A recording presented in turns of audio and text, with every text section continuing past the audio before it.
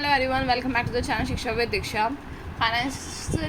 Financial risk management का ये हमारा चैप्टर 3 होने वाला है, जिसमें हम पढ़ेंगे management of credit risk. And this is very interesting chapter. इसमें हमें बस ये देखना है कि जो हमारे क्रेडिट हम जो देते हैं, जब हमारी जो ट्रांजेक्शन्स क्रेडिट पे होती हैं, उस पर जब डिफ़ॉल्ट रिस्क होता है, डिफ़ॉल्ट पेमेंट होती है, डिफ़ॉल्ट पेमेंट मैंने बोल दिया। डिफ़ॉल्ट रिस्क क्या होता है कि जो बोरोअर होता है या डेटर होता है, वो पैसे वापसी देने में अनेबल हो जाता है, ठीक है, या डिफ़ॉल्टर हो जाता है। तो हमारा कौन सा रिस्क बनता है? वो बनता है हमारा क्रेडिट रिस्क, ठीक है। सो इंडिविजुअल लोन रिस्क होता है, ठीक है। उसको हम कैसे डिफाइन करते हैं? Specific risk associated with the lending money to borrowers. जो हम बोरोअर्स को पैसे लेंड या उधार पे देते हैं, उसको हम कहते हैं इंडिविजुअल लोन रिस्क कहते हैं, ठीक है। सो इसमें हमारे कंपोनेंट्स क्या होते हैं? First is credit worthiness. Credit worthiness हम इसमें हमारे लिए बहुत कंसिडरेबल होता है वाइल असेसिंग द रिस्क। हमें अगर रिस्क चेक करना है तो हम पहले उसकी क्रेडिट वर्थीनेस देखेंगे कि भैया हम जिसको दे रहे हैं वो उसकी क्रेडिट वर्थीनेस क्या है, वो पैसे दे सकता है, उसका पास्ट रिकॉर्ड क्या है, उसका ऐसी आदत तो नहीं है भैया पैसे उधार लेना और भूल जाना, पैसे वापसी नहीं देना। तो हम ये सब चीज़ें देखेंगे। रिपेमेंट कैपेसिटी उसकी कैसी है कि भैया वो फाइनेंशियली स्ट्रॉन्ग है या नहीं है। बाद में बहाना बनाएगा कि भाई मेरे को ये नुकसान हो गया है, ये फलाना हो गया, तो मैं पैसे नहीं दे सकता, या मेरे पैसे पे डूब गए तो तुम अपने पैसे पे डूब गए मान लो। ऐसे वाले सीन तो नहीं है, हम ये देखेंगे, ठीक है। फिर थर्ड हमारा होता है quality of the collaterals needs. जो कोलेट्रल नीड्स होते हैं वो भी ध्यान देते हैं कि भाई जो उसने हमें कोलेट्रल रखवाया है उसकी क्या क्वालिटी है, वेदर वो सफिशिएंट है कि अगर वो बंदा डिफ़ॉल्ट कर जाता है तो मेरे पैसे जो है, मेरी रिकवरी जो है हो सके। तो वो सब चीज़ें हमारी इसमें आती है। फिर फोर्थ हमारा होता है borrowers industries factors affecting them, कि बोरोअर्स की इंडस्ट्री किस हिसाब से है, वो उसको किस हिसाब से इफेक्ट करती है, ठीक है। मतलब उसकी इंडस्ट्री में अगर कुछ प्रॉब्लम आ गई, उसकी इंडस्ट्री डाउनग्रेड हो गई, तो फिर उसके बाद वो पैसे उसके मर जाएंगे, तो वो बोलेगा भाई मैं तो इंसॉल्वेंट हो गया। तो वो चीज़ें हम यहाँ पर आएगी। पर्सनल फैक्टर्स उसके हो गए कि उसकी कोई पर्सनल फैमिली इमरजेंसीज हो गई, सब चीज़ें आ गई। बिहेवियरल रिस्क हो गया कि उसकी आदत ही है, उस बंदी की आदत ही है कि वो पैसे उठाता है और उसके बाद पैसे नहीं देता है। सो वो हमारा बिहेवियरल रिस्क में कंसिडर होगा। रेगुलेटरी एंड लीगल रिस्क हो गया कि भैया कोई भी हमारे ऐसे रिस्क है, उसने इंसॉल्वेंसी अपने आप को प्रूफ करवा दिया, अब आपको पैसे जहाँ से लेने हैं ले लो, तो अब तो पैसे मिलते ही नहीं है। इंसॉल्वेंट अगर किसी ने एक बार हाथ खड़ा कर दिए तो आपके पैसे मर गए, वो वाली चीज़। तो ये सब चीज़ें आपको ध्यान देनी पड़ती हैं at the time of individual loan risk, ठीक है। उसके बाद हमारा आता है मेजरमेंट ऑफ क्रेडिट रिस्क, कि हम जब मेजरमेंट चेक करते हैं क्रेडिट रिस्क का, ठीक है। सो मेजरमेंट ऑफ क्रेडिट रिस्क, इसमें क्या करते हैं? Quantifying the potential losses. हम पोटेंशियल लॉसेस को क्वांटिफाई करते हैं कि कितना हमारा लॉस हो सकता है, ठीक है। इसके मेथड्स कौन से होते हैं? पहला मेथड है हमारा क्रेडिट स्कोरिंग मॉडल, जो कि हम ऑलरेडी पहले पढ़ चुके हैं, उसको हम फिर से यहाँ पे देखेंगे कि क्रेडिट स्कोरिंग मॉडल क्या होता है। एक तरीके से हम ये न्यूमेरिकल स्कोर्स बताता है, और ये ना एक स्टैंडर्डाइज वे होते हैं जब हमें असेस करना होता है कि क्या क्या क्रेडिट स्कोर्स उसके हो सकते हैं। तो एक नॉर्मल स्टैंडर्डाइज वे होता है, ठीक है। And based on the various factors होते हैं जो भी बोरोअर्स की कैपेसिटी को चेक करते हैं कि भैया वो दे पाएगा पैसे, नहीं दे पाएगा। और ये हमें देता है फीको के थ्रू। मतलब फीको एक एग्जांपल है जो कि हमें जनरली देता है, वो है फेयर आइसेक कॉर्पोरेशन, जिसके रेंजेस होते हैं 300 से 850 तक। और इसको भी अगर हम फर्दर हमें एक्सप्लेन करना हो, एग्जाम में अपना दिखा के आना हो, तो हम उसको ऐसे कर सकते हैं कि 350 से अबव अगर है तो उसके जो बोरोअर के जो रिस्क है वो लो रिस्क है। मतलब वो बंदा इतना क्रेडिट कहते हैं, उसके इतने अच्छे नंबर आ रहे हैं क्रेडिट में, तो इसका मतलब कि उसको पैसे देना आपके लिए अच्छा है, आपके पैसे नहीं मरेंगे, ठीक है। 650 और 749 के बीच में तो चांसेस हैं कि मर सकते हैं और चांसेस नहीं भी हैं कि मरेंगे। तो ये मीडियम रिस्क बोरोअर्स में आ जाता है। लो रिस्क में आ जाता है जिसमें आपके पैसे मरने के चांसेस ज़्यादा होते हैं, ठीक है। क्रेडिट रेटिंग होती है हमारी प्रोवाइडेड बाय द CRAs, जो हमारे CRAs के द्वारा क्रेडिट रेटिंग प्रोवाइड की जाती है। क्रेडिट रेटिंग क्या होता है? क्रेडिट रेटिंग एजेंसीज होती हैं जो कि क्रेडिट रेटिंग्स जो है उसको प्रोवाइड कराती हैं कि किस हिसाब से जो भी बोरोअर है उसकी क्या क्रेडिट वर्थीनेस है, वो हमें बताती है, ठीक है। Evaluates the credit worthiness, provides the risk level in symbols and the letters. मतलब वो किस तरीके से बताती है रिस्क लेवल? सिम्बल्स और लेटर्स के रूप में, ठीक है। एग्जाम्पल्स क्या हो गया? S&P's, Moody's and Fitch ratings. ये कुछ कंपनीज़ हैं जो कि क्रेडिट रेटिंग्स प्रोवाइड करती हैं, and these are the popular companies, ठीक है। Probability of default. Probability of default क्या होता है? ये काइंड ऑफ हमारा एक लाइक्लीहुड होता है कि हाँ, एक चांसेस होते हैं कि वो बंदा डिफ़ॉल्ट करेगा इस गिवन टाइम में, ठीक है। जैसे कि अगर हमें लग रहा है कि अब हम जब उधार दे रहे हैं, हम कोविड के टाइम पे दे रहे हैं और उसकी जो जॉब है वो सिक्योर जॉब नहीं है, सो चांसेस हैं कि उसका ले ऑफ हो जाए, और अगर ले ऑफ हो गया तो वो बंदा शायद आपके पैसे ना दे। सो ये जो प्रोबेबिलिटी है ना, वो हमारी किस पे चलती है, प्रोबेबिलिटी ऑफ डिफ़ॉल्ट वाले मैथड से पे चलती है। This is using the historical data. ये हिस्टोरिकल डेटा देता है कि हाँ भाई उस टाइम पर भी इसका कहते हैं इसकी कंपनी ने इसको ले ऑफ कर दिया था, या इसको टेम्परेरीली जो है बेंच पर डाल दिया था। ये सब चीज़ें जो सिनेरियोज हो सकते हैं, वो सब चीज़ों को आप आइडेंटिफाई करके, एंटिसिपेट करके प्रोबेबिलिटी कैलकुलेट करते हैं डिफ़ॉल्ट की, ठीक है।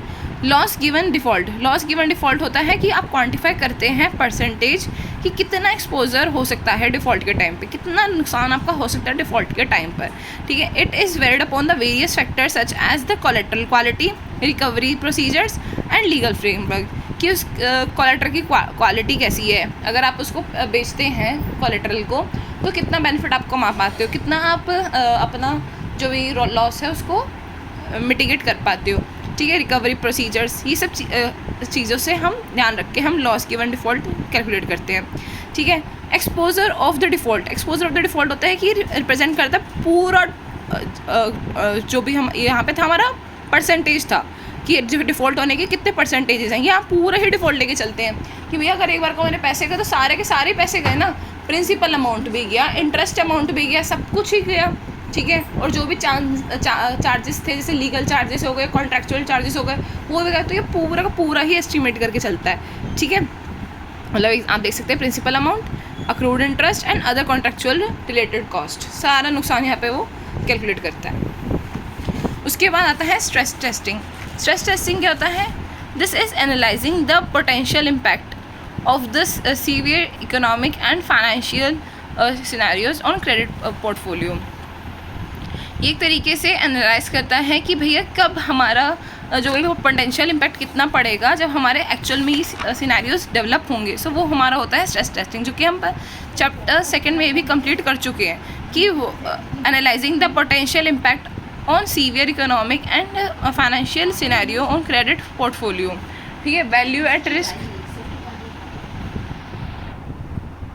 सो स्ट्रेस टेस्टिंग हम समझ गए हैं कि भैया ये एक तरीके से पोटेंशियल इम्पैक्ट बताता है कि एक पर्टिकुलर सिनेरियो में अगर हम उस क्रेडिट पोर्टफोलियो को देखें तो कितना हमारे लिए वो सीवियर हो सकता है, वो एक तरीके से स्ट्रेस बताता है, ठीक है।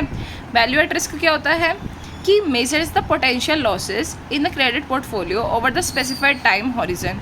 ये हमें बताता है कि एक पर्टिकुलर हॉरिजन टाइम में कितने चांसेस हैं और कितने लॉसेस हैं जो कि हो सकते हैं, और मतलब कितना लॉसेस के चांसेस हैं, कौन से पॉइंट ऑफ टाइम पे होंगे और कितना होगा। ये सब चीज़ें हमें वैल्यू एट रिस्क पे चलता है, जो कि हम ऑलरेडी 2nd चैप्टर में पढ़ चुके हैं। तो ये stress testing and value at risk in detail में 2nd चैप्टर में हम कवर कर चुके हैं, ठीक है। क्रेडिट रिस्क मॉडल अप्रोचेस क्या क्या होते हैं? ये 2 तरीके के होते हैं, एक न्यूमेरिकल और एक हम बोल सकते हैं आप सब्जेक्टिव बेसिस पे, ठीक है। जिस पे हमारे ये जो न्यूमेरिकल होता है वो हमारा एक तरीके से होता है कि स्टैटिस्टिकल मॉडल होता है, ठीक है। एंड जो सेकंड मॉडल होता है वो एक तरीके से डिपेक्ट करता है कि पूरी एसेट की वैल्यू कितनी हैम्पर होगी रिस्क की वजह से, क्रेडिट रिस्क की वजह से कितनी जो एसेट की वैल्यू हैम्पर होगी। अब यहाँ पे आप एसेट समझेंगे कि एसेट कहाँ से आ गया। अगर देखो जैसे मेरे डेटर्स हैं, ठीक है, वो जितना डिले करेंगे उतनी उनकी वैल्यू डिग्रेड होएगी, ठीक है। तो वो चीज़ें भी आपको देखनी पड़ेगी, और उनकी वैल्यू डिग्रेड होने की वजह से आपके कहीं ना कहीं आपके बिजनेस में उसका इम्पैक्ट पड़ेगा। सो वो यहाँ पर चीज़ आ जाती है। और न्यूमेरिकल यहाँ पर होता है कि आप ये समझ पाएँ कि आपका हम बोल सकते हैं इन नंबर टर्म्स कितना आपका लॉस हुआ है, ठीक है। तो ये 2 तरीके के हमारे अप्रोचेस होते हैं क्रेडिट रिस्क मॉडल्स के, ठीक है। उसके बाद होता है लोन पोर्टफोलियो। लोन पोर्टफोलियो होता है this is the total of all the loans held for the repayment by the bank and the finance firm at any time. जब सारी बैंक या फाइनेंस फर्म अपने सारे के सारे लोन्स को इकट्ठा कर लेते हैं, टोटल बना लेते हैं कि जो कि उनको रिपेमेंट कहते मंगवानी होती है, तो उसको हम क्या कहते हैं, लोन पोर्टफोलियो कहते हैं, जिसमें सारे के सारे लोन्स को हम एक तरीके से कंपाइल कर देते हैं, ठीक है। एंड लॉस कुड भी, जो कि हमारा पोर्टफोलियो में लॉस होता है वो किस तरीके से हो सकता है, एक्सपेक्टेड हो सकता है और अनएक्सपेक्टेड हो सकता है। एक्सपेक्टेड कैसे हम कैसे कैलकुलेट कर सकते हैं, जिसमें आपको पता होगा कि लॉस गिवन डिफ़ॉल्ट, कि आपको डिफ़ॉल्ट होने पर कितना लॉस हो सकता है, एंड साथ में प्रोबेबिलिटी कि उस इवेंट को होने के लिए क्या प्रोबेबिलिटी है। आप उसकी जब मल्टीप्लिकेशन कर लेंगे वो आपका एक्सपेक्टेड लॉस आ जाएगा।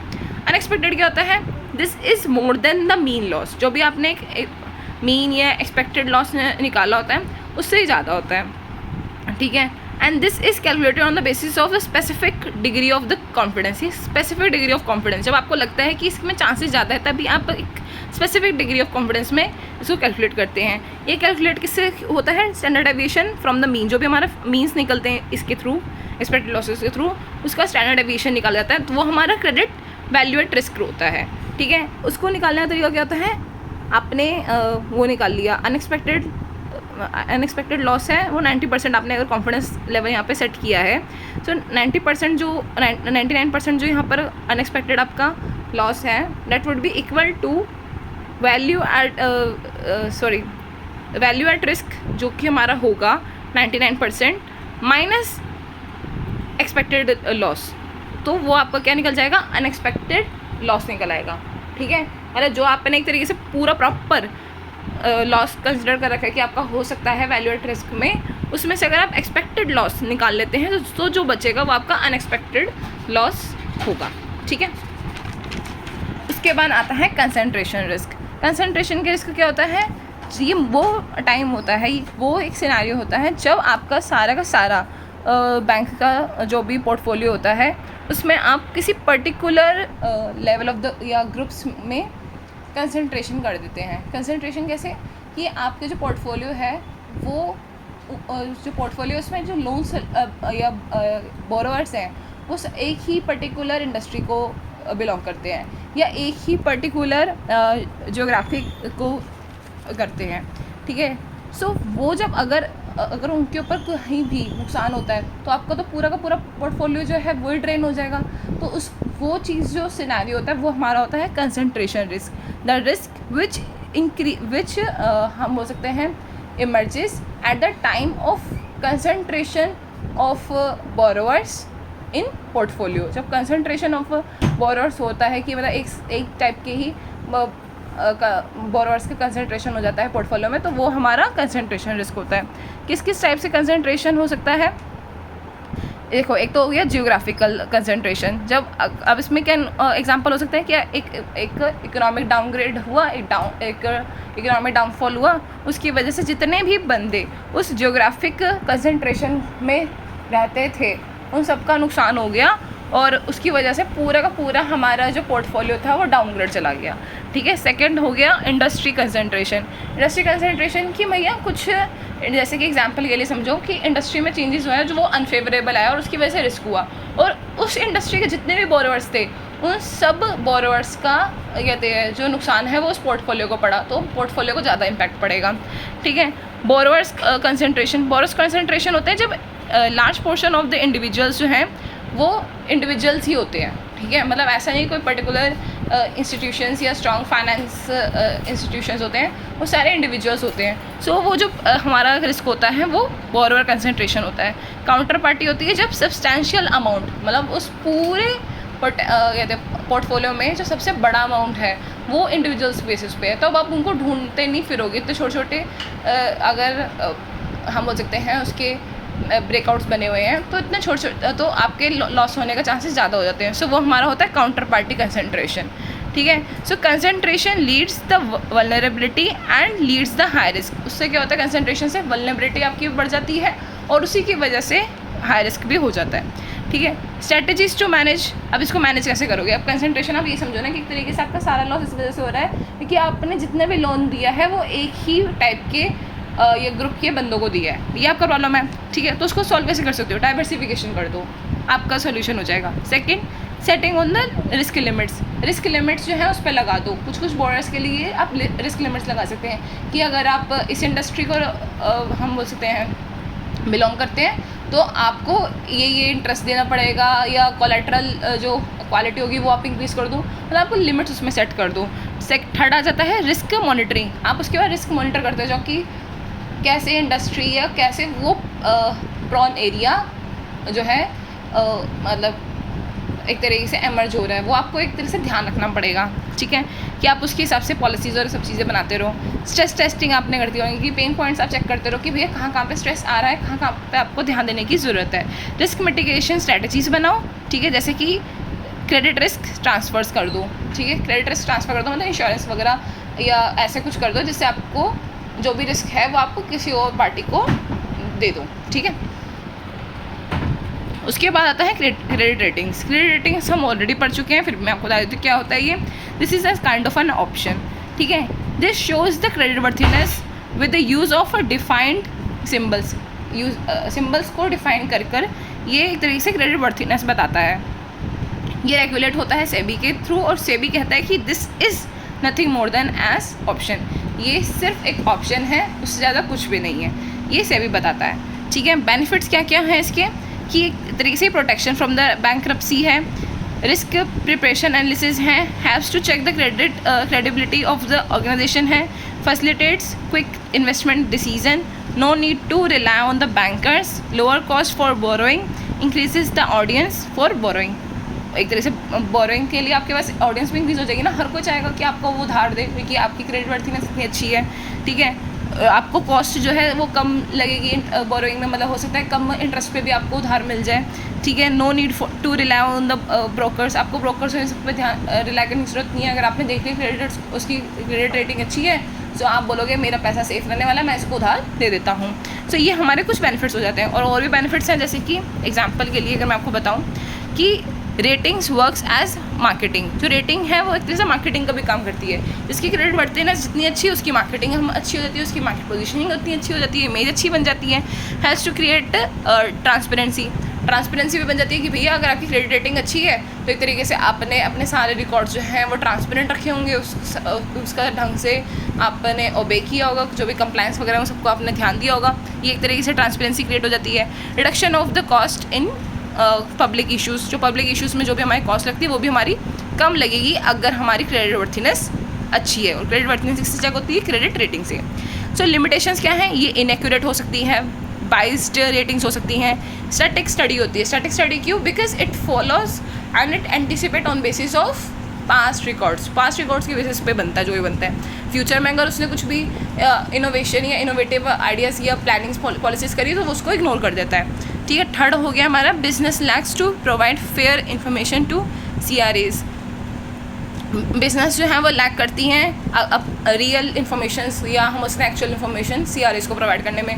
सो अगर एक तरीके से सही इन्फॉर्मेशन गई नहीं है CRAs के पास तो जो भी है रेटिंग्स वो बनाएंगे वो भी सही नहीं होंगी। ठीक है। This is not a guarantee, और एक गारंटी नहीं है।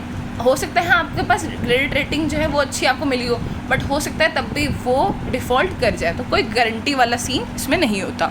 ठीक है। रेटिंग का प्रोसेस क्या है? अगर आता है ये शॉर्ट नोट में आ सकता है, चांसेस है। सो आपको इस तरीके से बना करके आना है। CRAs meeting with the management team of the organisation. CRAs क्या करती है? मीटिंग करती है पहले मैनेजमेंट टीम ऑर्गेनाइजेशन के साथ। मीटिंग करने में क्या होता है, यहाँ पे जो भी एक तरीके से फाइनेंशियल उसके रिकॉर्ड्स होते हैं, प्लानिंग्स होती हैं, पॉलिसीज़ होते हैं, गाइडलाइंस होती हैं, सब चीज़ों को वो क्या करते हैं, एक तरीके से एसेस करते हैं, चेक करते हैं। ठीक है। एसेस करने के बाद क्या करते हैं, वो असाइनमेंट ऑफ द रेटिंग्स करते हैं। वो रेटिंग्स असाइनमेंट कर देते हैं कि भैया आपकी इन पॉलिसीज़ और इन अकाउंटिंग ट्रांसपेरेंसी और इन सब चीज़ों को हम देखते हुए इन कंप्लाइंस आप फॉलो कर पा रहे हो और इनको नहीं कर पा रहे हो, तो उस बेसिस पे रेटिंग्स आपकी ये रहेंगी। ये हमारा सेकेंड स्टेज में हो जाता है। ये अपनी रेटिंग्स को बना करके इशूअर के पास दे देते हैं। इशूअर मतलब यहाँ पे कंपनी है जो अपनी रेटिंग्स चाहती है कि हो, ठीक है, उनको दे देती है। अब इशूअर के पास राइट होता है कि वो उसके ऊपर आर्ग्यूमेंट कर सके, ठीक है, या रिजेक्ट कर सकते हैं, बट उनके पास ना प्रॉपर ग्राउंड्स होने चाहिए कि हम इस चीज़ के लिए आपकी रेटिंग्स को, अगर आप हमें कम रेटिंग दे रहे हो तो हम इसको आर्ग्यूमेंट या हम रिजेक्ट करना चाहते हैं। फिर उसके बाद क्या होता है, जो भी क्लैशेस होते हैं उनका सॉल्यूशन होता है यहाँ पर। सॉल्यूशन के बाद हम क्या करते हैं, पब्लिकेशन होती है। पब्लिकेशन क्या होती है, थ्रू द न्यूज़पेपर बता दी जाती है कि इस कंपनी की ये रेटिंग है। ठीक है। फिर वो क्या होता है, फिर उसका एनुअल रिव्यू एंड मॉनिटरिंग की जाती है कि रेटिंग अब ये दे दी है, बट ऐसा नहीं कि आपने एक बार अच्छी रेटिंग अचीव कर ली और उसके बाद आप कुछ भी मैल प्रैक्टिस करेंगे तो डेट वुड बी कंसिडर्ड। नहीं भाई, जो भी CRAs होंगे they would be monitoring your companies performances. वो परफॉर्मेंसेस को कैटर करेंगे चेक करेंगे, मॉनिटर करेंगे। अगर उनको लगेगा कि भाई आप कहीं भी गलत कर रहे हो तो तब वहाँ पे आपकी रेटिंग्स जो है इम्पैक्ट कर देंगे। तो ये पूरा एक प्रोसेस होता है, ठीक है। क्रेडिट रेटिंग एजेंसीज जो है वो रेगुलेशन इन इंडिया कैसे होती है, ये सेबी करती है इंडिया में, ठीक है। सेबी क्या क्या करती है, रजिस्ट्रेशन करने में हेल्प करती है और स्टैंडर्ड्स मेंटेन करती है कि CRAs का स्टैंडर्ड मेंटेन रहे इंडिया में, ठीक है। एलिजिबिलिटी क्या है CRAs की एज पर द सेबी, कि रजिस्ट्रेशन अगर आपने करवाना है सो वो एक बिजनेस हो तभी वो रजिस्ट्रेशन होना चाहिए, ठीक है। Rating activity must be written as in MOA of the company, memorandum of association जो है उसमें आप लिखा होना चाहिए कि आपकी जो एक तरह से एक्टिविटी होगी that would be the credit rating as activity, ठीक है। नेटवर्थ ऑफ द कंपनी क्या होनी चाहिए, एटलीस्ट 5 करोड़ होनी चाहिए। Marketed by the SEBI standard based on the professional, जो भी सेबी के स्टैंडर्ड्स हैं उसी के हिसाब से प्रोफेशनल्स से मार्केटिंग करवानी चाहिए अपने CRAs की, ठीक है। और अब हायर भी किसको करना चाहिए, जो सेबी के स्टैंडर्ड्स के बेसिस पे प्रोफेशनल है उनको हायर करना चाहिए अपना CRA का बिजनेस चलाने के लिए, ठीक है। उसके बाद हमारा आ जाता है रीसेट इवोल्यूशन, ठीक है। रीसेट इवोल्यूशंस क्या क्या हुआ है CRAs में। सो इक्विटी ग्रेडिंग जो है वो भी अब ऐड हो गया है। पहले इक्विटी ग्रेडिंग नहीं होता था, अब इक्विटी ग्रेडिंग भी अब इंडिया में हो गया है because it's now the need, ठीक है। क्योंकि अब हमारी स्टॉक्स की मार्केट जो है वो इवॉल्व हो रही है, तो now this is the need, ठीक है। Grading on debt arrangements. Debt arrangements क्या होते हैं, जब जैसे कि हमने अपना सिक्योरिटाइजेशन में पढ़ा था कि डेट अरेंजमेंट्स कर ली जाते हैं, एसेट्स की हम पूलिंग बना लेते हैं और उसको फिर फर्दर हम उस दिन ट्रेडेबल सिक्योरिटीज़ बना करके उसको बेच देते हैं। सो उसके लिए भी डेट अरेंजमेंट्स आजकल होने चाहिए, ठीक है। Ratings are utilising by the public leading the economic changes. अब क्या हो रहा है, अब रेटिंग्स को यूज़ कर रही है पब्लिक, जिसकी वजह से इकोनॉमिक में चेंजेस आ रहे हैं, ठीक है। और ratings for the sovereign and municipal bonds, जो भी बाहर के कंट्रीज़ हैं और म्यूनसिपल बॉन्ड्स हैं उनके लिए भी अब आजकल रेटिंग्स होने शुरू हो गई हैं, ठीक है। Stricting upon the credit rating of non bank financing organisation by RBI for their all loans and FD programmes. अब क्या है, नॉन बैंक फाइनेंसिंग ऑर्गेनाइजेशंस के लिए अब RBI इतनी स्ट्रिक्ट हो गई है कि जो भी उनके लोन्स, जो भी वो लोन्स प्रोवाइड करती है और जो भी वो FD प्रोग्राम चलाती है, उन सब के लिए क्रेडिट रेटिंग डॉक्यूमेंटेशन उसने अब मैंडेटरी करती है, ठीक है। सो ये हमारे इवोल्यूशंस हुए हैं जो CRAs के अंदर। क्रेडिट डेरिवेटिव्स क्या होते हैं, क्रेडिट डेरिवेटिव्स होते हैं जब आप अपना क्रेडिट रिस्क जो है वो शिफ्ट कर देते हो, ठीक है, किसी और पे, वो हमारा क्रेडिट डेरिवेटिव्स होते हैं। क्रेडिट डेरिवेटिव्स दो तरीके के होते हैं, एक होते हैं अनफंडेड और एक होते हैं फंडेड। अनफंडेड होते हैं कि जब आप कॉन्ट्रैक्ट कर रहे हो कि मेरा रिस्क है उसको आप अपने ऊपर ले लो, जब आप कॉन्ट्रैक्ट कर रहे हो तब आप उस टाइम में पेमेंट नहीं करते हो। जब डिफ़ॉल्ट इवेंट होता है कि आपको पैसे नहीं मिलते हैं, तभी जिसने भी आपको इंश्योरेंस प्रोवाइड की होती है वो आपको पैसे देता है। तो वो हमारा कौन सा सिनेरियो होता है, वो होता है हमारा unfunded credit derivatives. Funded credit derivatives क्या होता है कि हम पहले ही, जब हम एट द टाइम मैं कॉन्ट्रैक्ट जब कर रही होती हूँ कि जब मुझे अपना रिस्क शिफ्ट करना होता है, उसी टाइम में जब पैसे ले लेती हूँ, ठीक है, तो तब वो हमारा फंडेड क्रेडिट डेरिवेटिव्स होता है। सो इसमें क्या होता है, इसमें हम ना एक तरीके से when the protector pays money in starting only at the time of a purchasing the contract, वो हमारा funded credit derivatives हो जाता है, ठीक है। unfunded में क्या होता है, एग्जाम्पल में credit draft swap, ठीक है, CDS। credit draft swap कैसे करता है, this work as a insurance, ठीक है, कि इंश्योरेंस होता है क्रेडिट डिफ़ॉल्ट का। एग्जाम्पल यहाँ पर और अच्छे से समझाने के लिए दिया हुआ है मैंने कि बैंक A ने जैसे कि उधार दिया 10 करोड़ का, ठीक है, X को, ठीक है, and CDS from the bank, और उसने CDS ले लिया किससे, बैंक B से, ठीक है, और उसके लिए उसने प्रीमियम पेमेंट कर दी। अब क्या हुआ, जब X नहीं देगा और डिफ़ॉल्ट इवेंट इंकर होगा, ठीक है, तब बैंक B जो है वो 10 करोड़ बैंक A को दे देगा, क्योंकि बैंक B से उसने CDS लिया था, ठीक है। सो ये हमारा एक तरीके से अनफंडेड ख़त्म हो गया। फंडेड के लिए हम अगर समझें तो क्या होता है, इसके दो एग्जांपल्स होते हैं, credit linked note CLN and collateralised debt obligation. ठीक है। CLN क्या होता है? ये एक तरीके से इन्वेस्टर परचेज कर लेता है CLN from special purpose company. Special purpose company से CLN खरीदता है, और उसमें क्या होता है, उसका ये अटेनमेंट होता है कि उसको इंटरेस्ट मिलेगा। ठीक है, कि भैया वो जब इसको कहते खरीदता है इसलिए कि उसको इंटरेस्ट मिलेगा उसके ऊपर, तो उसका बेनिफिट हो जाएगा। और ये जब खरीदता है तभी सारे के सारे पैसे जो हैं वो स्पेशल पर्पस कंपनी को दे देता है। ठीक है, और इसको कोई अगर स्पेशल पर्पस कंपनी में जो भी कहते हैं इंस्ट्रूमेंट का डिफ़ॉल्ट होता है, अगर पैसे कम मिलते हैं तो उसको पैसे ज़्यादा नहीं दिए जाते, उसके पैसे मर गए तो मर गए। ठीक है, तो ये क्रेडिट डिफ़ॉल्ट रिस्क के साथ दिया जाता है। CDO क्या होता है? When the large asset pool gets divided into tranches and sold to the investors. जब पूरे एक एसेट टूल की तरह, मतलब यहाँ पे मैं बोल सकती हूँ सिक्योरिटाइजेशन की तरह, जब पूरा हमारा जो एसेट पूल्स हैं उसको हम ट्रेंचेस में या कहते हैं ग्रुप ऑफ द एसेट्स के हिसाब से जब हम उसे बांट देते हैं तो वो हमारा CDOs होता है, और इसको फिर हम क्या करते हैं, इन्वेस्टर्स को बेच देते हैं। सो ये दो तरीके हैं जो हमारे फंडेड में हैं कि इसमें पहले ही प्रोटेक्टर या इन्वेस्टर्स पैसे दे देते हैं।